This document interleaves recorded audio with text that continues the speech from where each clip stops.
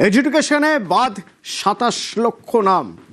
আগামীকাল কমিশনে তৃণমূলের এই প্রতিনিধি দল কারা থাকবেন? এই তৃণমূলের প্রতিনিধি দলে থাকবেন ডেরেক ও ব্রায়ান, থাকবেন সাগরিকা ঘোষ। ডেরেক ও সাগরিকা তারা থাকবেন দিল্লিতে।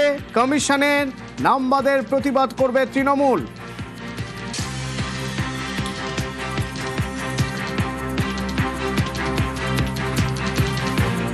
27 लाख लोग बंगाल में डिलीट हो चुके हैं या निकाले गए हैं। फर्स्ट फेज का जो इलेक्टोरल रोल है ये फ्रीज हो चुका है। ईसी को चिट्ठी लिखी कल 3:10 पे कि हमें कृपा करके अपॉइंटमेंट दीजिए। कोई जवाब नहीं आया। कल हम ये सूचना दिया था, आज हम 6 बजे से धरना पे बैठे। जब तक हमें अपॉइंटमेंट नहीं मिलता है हम धरना पे बैठेंगे। तुरंत मैसेज आया, कल हमें समय दिया गया है। तो ये दर्शाता है कि ईसी जो दबंग बनने की कोशिश कर रहा है, ये असल में एक डरपोक है।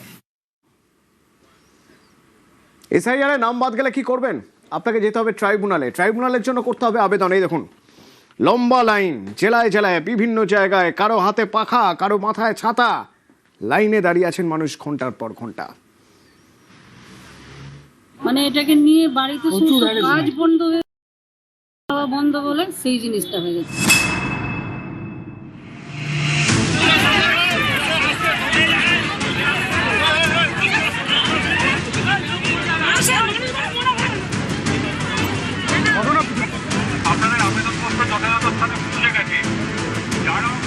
সোমবারের পর মঙ্গলবার দক্ষিণ ২৪ পরগনার ক্যানিং মহকুমা দপ্তরের সামনে লম্বা লাইন। ভোটার তালিকায় নাম তুলতে ট্রাইব্যুনালে আবেদন। ভোর রাত থেকেই নাম বাদ পড়াদের ভিড় সামলাতে ময়দানে কেন্দ্রীয় বাহিনী। মানে এসি সকাল 10টার দিকে ওটা বাদ দিয়ে দিয়েছে। আগে গিয়েছিলাম তাও কারণ কাজ কেটে দিয়েছে। অনলাইন ফর্ম ফিল আপ করে দিয়েছি, ওকে আবার বলছে ডকুমেন্টস এখানে এসবিএস জমা দিতে হবে। আমাদের অরিজিনাল ডকুমেন্টস এখানে ঘুষপেটিয়ে রোহিঙ্গারা থাকবে আর ভারতবাসীরা বাইরে ক্যাম্পে চলে যাবে। ডিলিট করে দিয়েছে। 8 জন ভাই বোনের 5 জন হচ্ছে, 3 জন হচ্ছে না।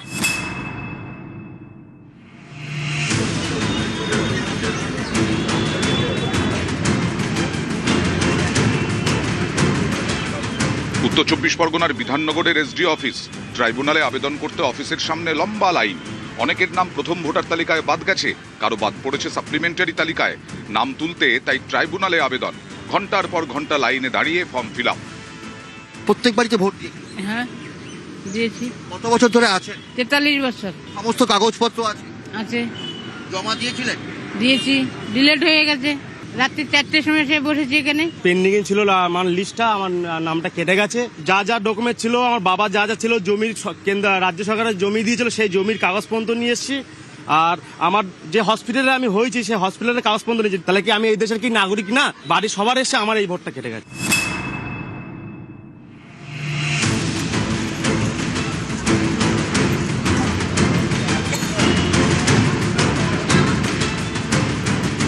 সোমবারের পর মঙ্গলবারেও লম্বা লাইন। বাঁকুড়ার বিষ্ণুপুর, এখানকার মহকুমা দফতরের নির্বাচনী অফিসের সামনে ভিড়।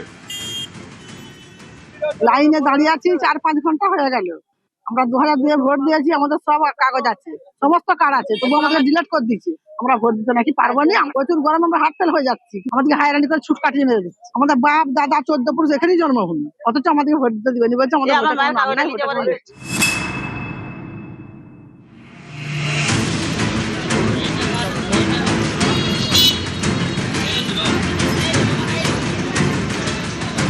পূর্ব বর্ধমানের কাটোয়া, এখানে মহকুমা দফতরের সামনে লাইন পড়ে।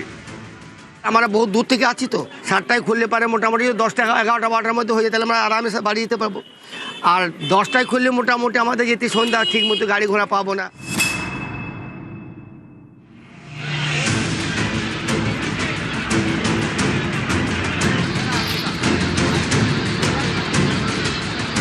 আলিপুরদুয়ারের রবীন্দ্র ভবন, এখানেও ট্রাইব্যুনালে আবেদনের লম্বা লাইন।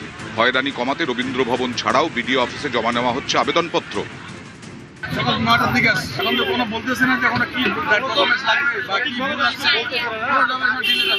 পাবলিক হ্যারাসমেন্ট করা হচ্ছে।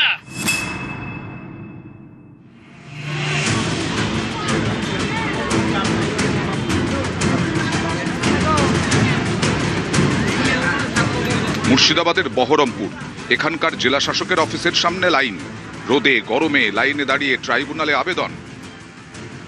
তোমাদের এই জিনিসটা লাগবে, তাই আমরা সেই জিনিসটাই আমরা নিয়ে আসবো, তা তো করছে না।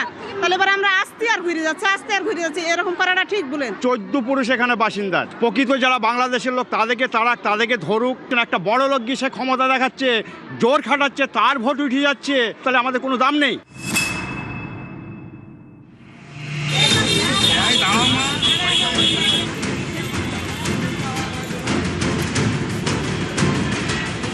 উত্তর 24 পরগনার বসিরহাট 1 নম্বর ব্লক। ট্রাইব্যুনালে আবেদনের জন্য এখানকার বিডিও অফিসের সামনে সকাল থেকে লম্বা লাইন।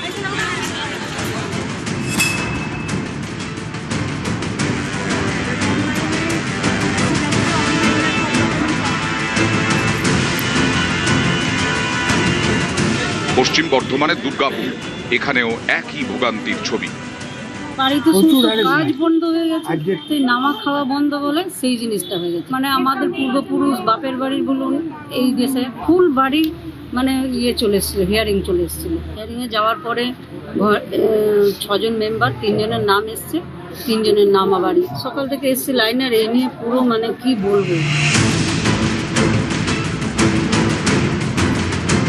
নিউজ 18 বাংলা।